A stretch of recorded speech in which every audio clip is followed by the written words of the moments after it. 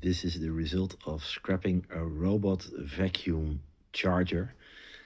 The results were, well, as you could expect, okay. We have some steel here. Of course, a couple of screws. A nice bit of brass. Some shred. Of course, aluminum, coated aluminum wire.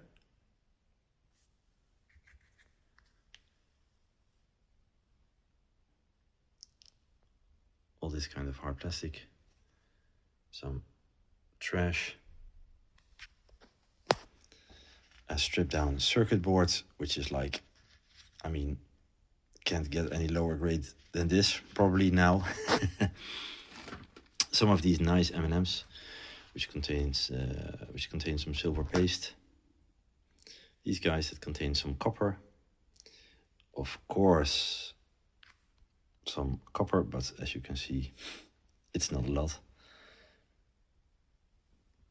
A nice LED, might reuse that for some kind of project.